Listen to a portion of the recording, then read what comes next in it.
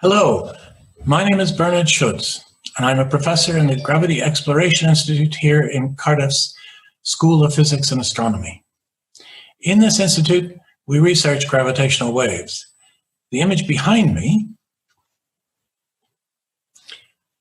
is of the huge LIGO gravitational wave detector in the state of Washington in the northwest of the USA. Its arms stretch out 4 kilometers from the central station.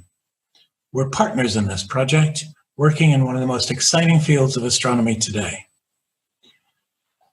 This LIGO detector made the first ever direct detection of gravitational waves in 2015, and since then has detected many dozens more. In Cardiff, some of our scientists work on the technologies in this and other detectors. Other scientists in our institute get the data from the detectors and work with colleagues around the world to analyze it, to understand the discoveries we're making about black holes, neutron stars, the expansion rate of the universe, the prehistory of our own solar system, and much more. The idea that gravity could have waves goes back a very long time. Newton conceived his famous law of gravity while he was self-isolating at his countryside home in 1665 to 1667, avoiding a different epidemic than ours, England's bubonic plague. He kept his theory as simple as possible, and in particular, he assumed that gravity did not have a speed. As the planets orbit around the sun, their gravitational effects on one another change as their distances from one another change. And for Newton, this change happens instantaneously. However, many scientists in his day and later found this a hard idea to accept, and they speculated on what would happen if gravity had a finite speed, which would of course imply that its effects would ripple through space. But it took the genius of Einstein to put together in 1915 a full theory of gravity that obeyed the fundamental principle that nothing goes faster than light. In this theory, general relativity, the speed of gravity is exactly the speed of light. Gravitational waves travel at this speed, stretching and compressing space as they travel. But as soon as he worked out the physics of gravitational waves in his theory, Einstein understood that this stretching would be extremely tiny, and so he dismissed the idea of actually being able to detect them. That's because gravity is such a weak force. Think what's going on in this photo. The chemical forces in the muscles, in the arm and in the hand are defeating the pull of gravity on the apple by all the atoms in the entire Earth. Chemical forces are electrical forces, and it takes only a tiny mass of muscle chemistry to beat the gravity of the whole Earth.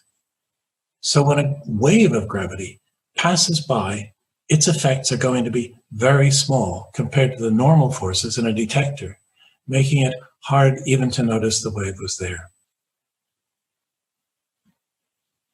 Fast forward now from 1915 to 2015. Technology has improved beyond Einstein's imagination, and by pushing right to the frontier of what is possible to measure, we can now detect these waves, these very weak signals.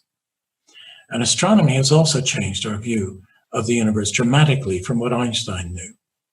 We now know that the universe contains big black holes, lots of them. Some of them orbit one another and merge together, as shown in this supercomputer simulation.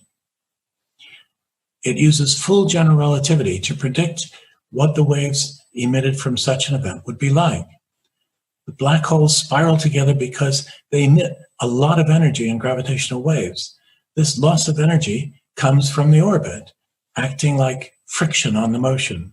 So they inevitably get closer and closer until they merge. I got into this research in the mid-1980s here in Cardiff, developing the methods to analyze the data and to do supercomputer simulations like the one you just saw. In Cardiff, We held the first ever international conference on data analysis for these detectors. And in 1990, we did the first tests of methods to analyze data, using data given to us by our colleagues in Glasgow and Munich who are operating small prototype detectors. Naturally, these prototypes were not going to detect anything, but we were able to demonstrate that our methods would find signals if we had data instead from the detectors like LIGO, which in 1990 were still only on the drawing board. It took a huge effort by over 1,000 scientists working worldwide to get from that drawing board to the two big detectors of LIGO and the big Virgo detector in Italy. But in 2015, it paid off. This is what that first detection looked like. A few cycles that are strong enough to be seen above the detector's noise. Strong because the black holes were so close to one another that they distort space immensely. But then they merge to form a big, much bigger black hole, and all goes quiet. The signal stops. Each hole was over 30 times the mass of our sun. The signal is all in the audio band, and here is what it sounds like. It lasts about 1/10 of a second, so listen carefully for the pop.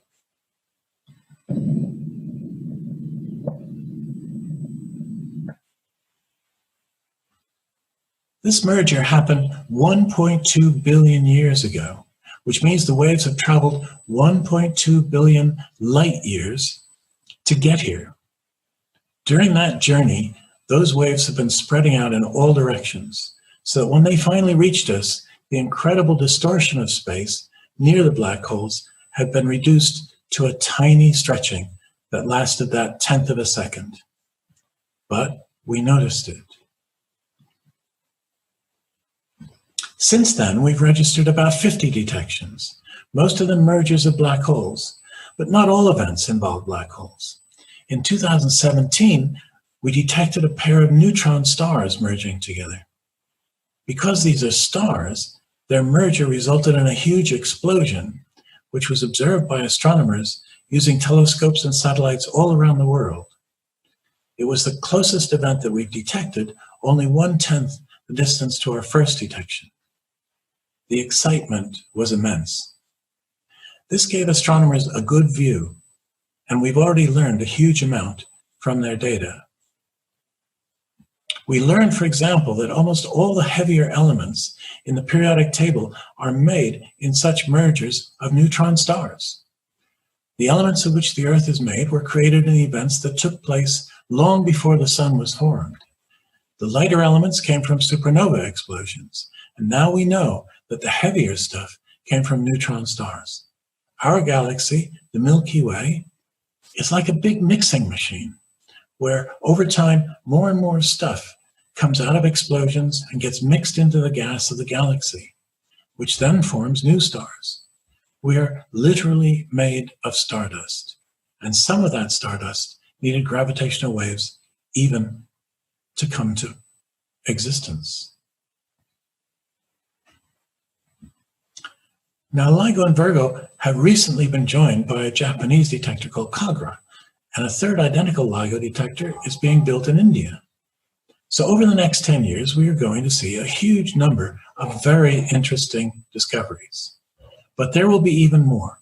We are planning even larger detectors than LIGO.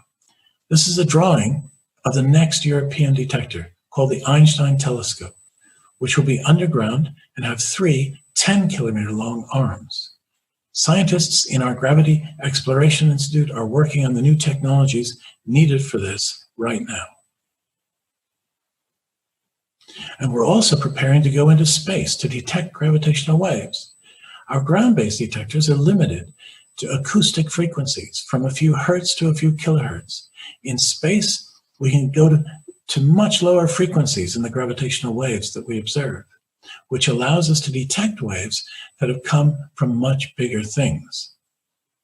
Black holes, for example, of 1 million times the mass of our sun. We now know that such holes exist, and they sit at the centers of most galaxies. Our Milky Way's black hole is 4 million solar masses. The image here is of the black hole in the middle of a nearby galaxy called M87. The picture is a rendering of observations of this object by radio telescopes all around the Earth, a network called the Event Horizon Telescope.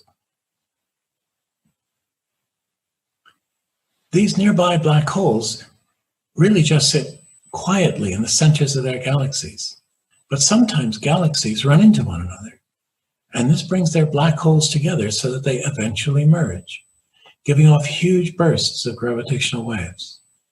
This was more common earlier in the universe, so studying these mergers will teach us much about how galaxies formed in the first place,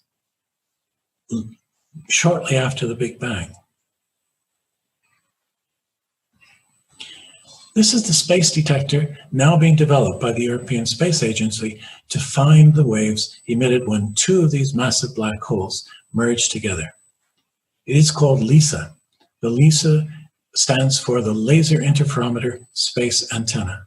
I was one of the first proposers of this detector, and for many years I led the data team developing its scientific justification.